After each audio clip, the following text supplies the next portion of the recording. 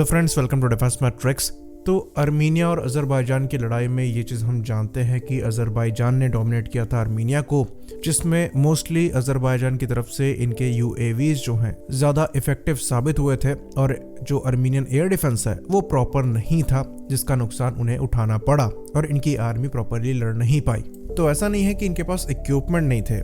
Armenia ने freshly Su-30 SME fighters को induct किया था और ये SME फाइटर जो हैं ये Su-30 MKI के डेरिवेटिव SM से बनाए गए हैं और ये उनके एक्सपोर्ट वर्जन्स हैं। तो ये एयरक्राफ्ट इजीली अज़रबैजान के MiG-29 को डोमिनेट कर सकते थे, साथ ही साथ इनके ड्रोन्स को भी शूट डाउन कर सकते थे, लेकिन इनको यूज नहीं किया गया। तो आर्मीनियन और अज़रबैजान एयरफोर्स जो हैं वो बहुत बड़ी एयरफोर्स नहीं है। टोटल अगर Su-30 की बात करें जो उन्होंने एक्वायर किए हैं वो खाली 4 ही हैं नंबर में। बाकी जो दूसरे एयरक्राफ्ट इनके पास हैं ये खाली Su-25 हैं जो कि ग्राउंड अटैक के लिए यूज़ किए जाते हैं। कंपेरेटिवली अज़रबैजान की जो एयरफोर्स है थोड़ी बड़ी है, इनके पास भी Su-25 और MiG-21 हैं, लेकिन MiG-29 इनके पास अच्छे खासे नंबर में है जो कि करीबन 15 के आसपास है। ऑल्दो आर्मीनिया के पास काफ़ी बेटर एयरक्राफ्ट है इनके MiG-29 से, पर वो नंबर में काफ़ी कम है।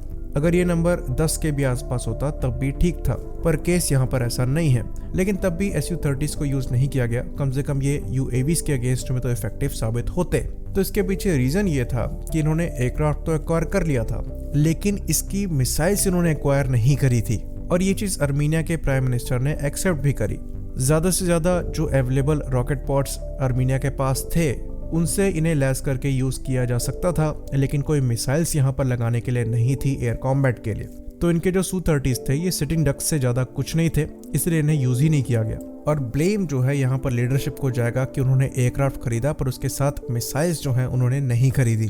तो ये चीज कहीं से छुपी नहीं है कि आर्मीनिया की जो फाइनेंशियल कंडीशन है वो कुछ खास है नहीं और वो अपनी मिलिट्री पर चाहकर भी और ज्यादा खर्च नहीं कर सकते। तो आर्मीनिया के मीडिया चैनल्स में ये बात चल रही थी कि Su-30 को आर्म्ड करने के लिए हो सकता है ये इंडिया की तरफ आ सकते हैं, क्योंकि इंडिया के द्वारा Su-30 MKI को इंडिजिनस वेपन से आर्म्ड किया जा रहा है।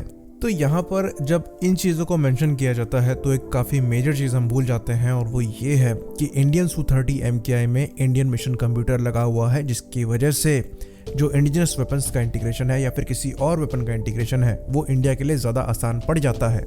पर यहाँ पर जो Su-30 SM का वेरिएंट आपको मिल रहा है ये रशिया द्वारा मैन्युफैक्चर किया गया है और उसका एक्सपोर्ट वर्जन है, तो मिशन कंप्यूटर भी यहाँ पर मोस्ट प्रोबेबली रशियन ही होगा। तो ये चीज़ हम आपको बता दें कि जितने भी Su-30s हैं, क्योंकि वो Su-30 है इसका मतलब ये नहीं है कि सेम है, सब में कुछ ना कुछ डिफरेंस है और Su-30 MKI में मेजर डिफरेंसेस हैं दूसरे Su-30s के कंपैरिजन में।